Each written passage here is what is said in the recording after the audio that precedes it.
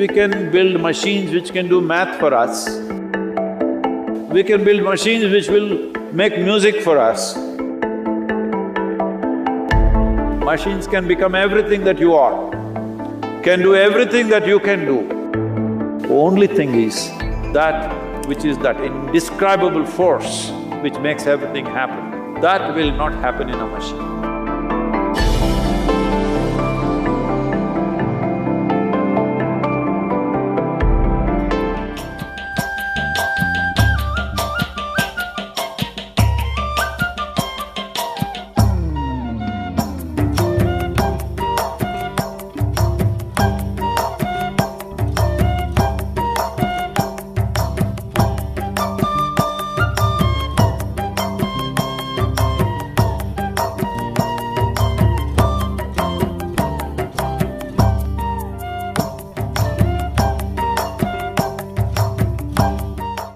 Experts say that human intuitions are essentially biochemical responses of our body. It is like an inherent and inbuilt biochemical algorithm. If that is so, then artificial intelligence can be powered to recreate human emotions. Are human intuitions truly biochemical algorithms, or are they something more profound? Whoa. Well, does human intelligence have something to do with biochemical activity that's happening in our system? Absolutely. Well, when you know today that you being mentally balanced or imbalanced, you being stable or unstable, you being clear or unclear in your mind, has a chemical basis to it, or even you being happy or unhappy, loving or not loving, joyful or miserable, all has chemical basis. One way to understand this is, it is all a question of intelligence. Right now, as you sit here or wherever you sit, whether you make this experience of sitting here beautiful or ugly is a matter of intelligence, and it is also a matter of chemistry. They are not different. It is completely wrong to understand intelligence as thought. Thought is just one small expression of intelligence. This is a folly that modern societies have made because the modern education system has made people believe that thought is the only form of intelligence. If thought is the only form of intelligence, you will naturally understand that accumulation of data, analyzing data and projecting this data according to your analysis is intelligence. Well, this is a process that any machine can do. This you're beginning to understand now, that even the most complex thought that you think is phenomenal, today your computer can do it without effort.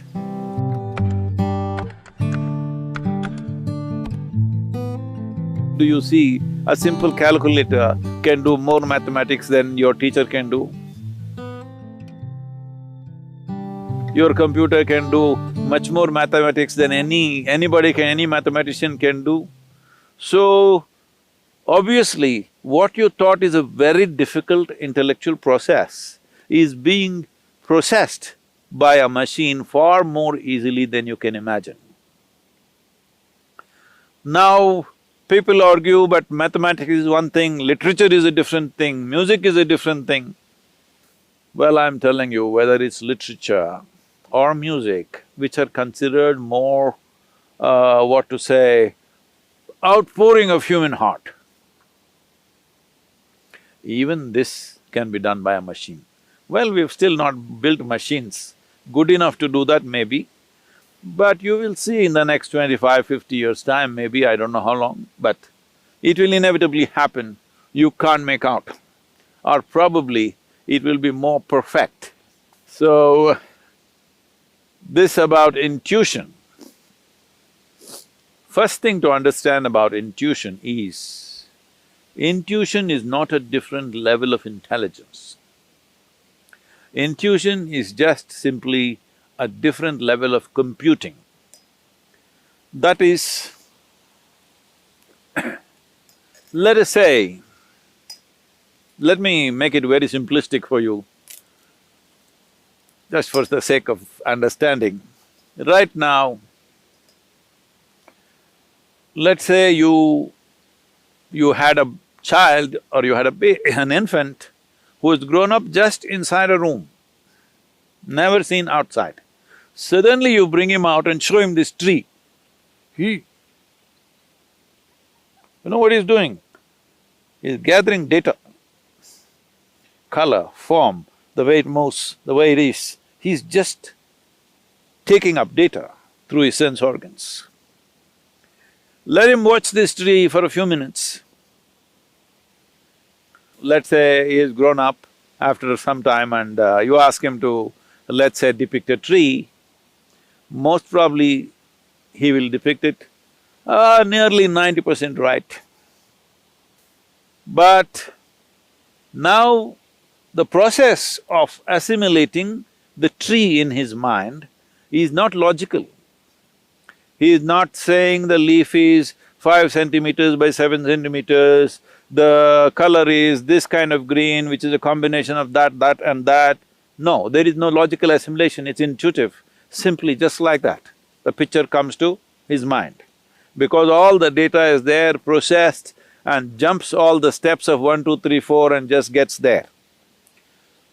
So intuition is just that your computing is in such a way that you don't go through the logical process every time.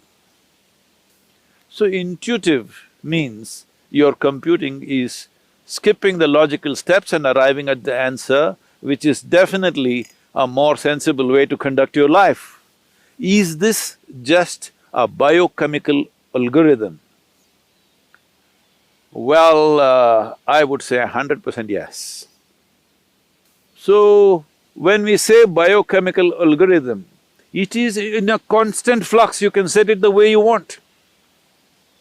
By genetics, by culture, by external influences, it's set one way. But if you are conscious, you can set it in another way. So is it just biochemical algorithms? When you say it is just, you are thinking that, am I just a mechanical process? Well, there is a mechanism. The question is whether this mechanism is conducted consciously or not.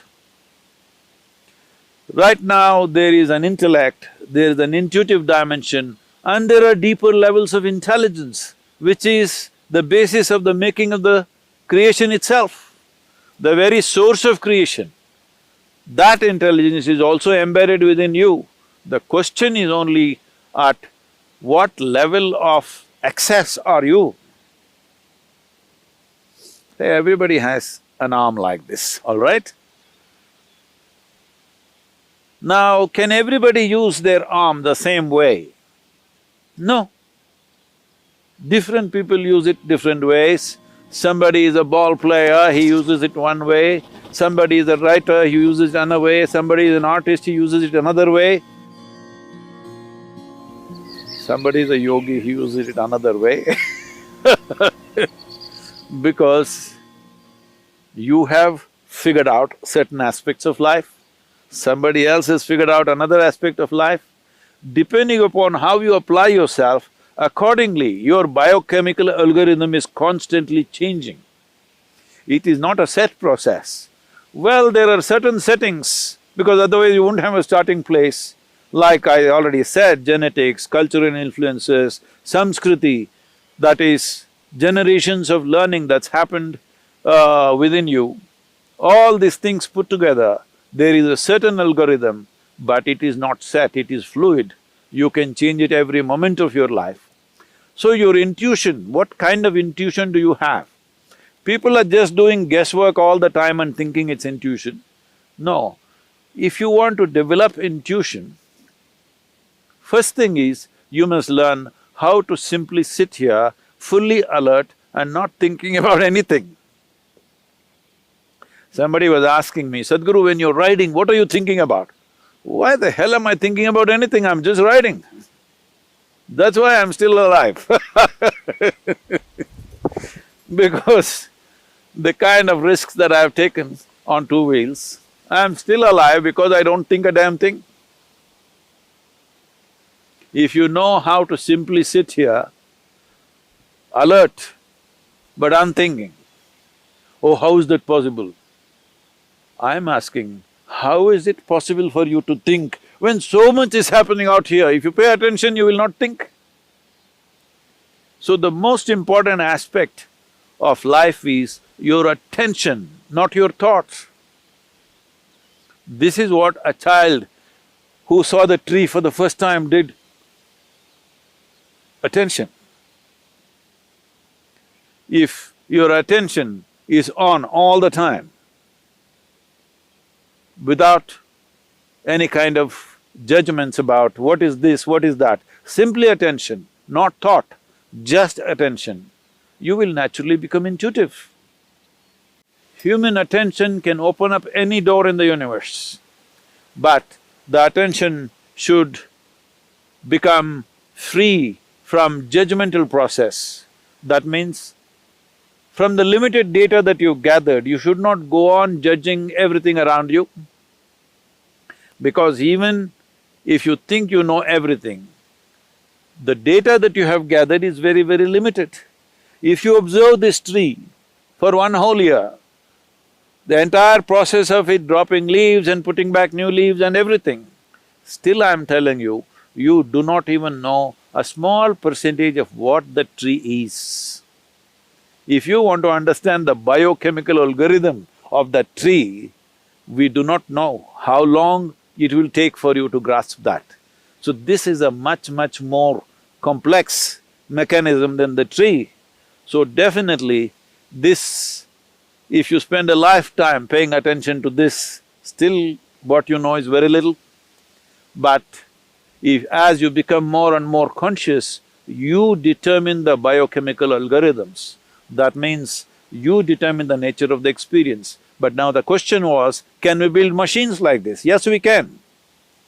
As we can build machines which can do math for us, we can build machines which will write stories for us, we can build machines which will make music for us, we can build machines which are intuitive in nature. So, this is a very valid question.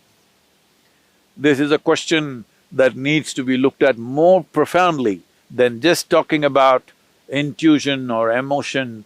It needs to be looked at as a life process, because life process is such, there is no separation between intelligence, intuition, thought, beat of the heart, function of the liver, function of the kidney, or what the spleen is doing, what the brain is doing, there is no differentiation. It is one seamless function. To grasp it that way is most important. Only then you will know life, only then you will experience life to its fullest. Only then you will find that you will be speechless about life because there is no word. What is there? Is there a word? Is there a vocabulary to describe a phenomena like this? There is no word to describe what is life, what is it about. There is no conclusion. When there is no word, there is no conclusion. When there is no conclusion, there is no death. This is the way of liberation. I know you asked a simple question about whether machines can become like this or not. Machines can become everything that you are, can do everything that you can do, probably better than you. As you know, they are doing things better than you. Only thing is, they cannot become consciousness. Well, some people are saying we will build consciousness into a machine. That's not going to happen, because that's life. What you call as consciousness is the essence of life, that which cannot be described, for that which we don't have a word to say what it is, that which is that indescribable force which makes everything happen, that will not happen in a machine, 100%.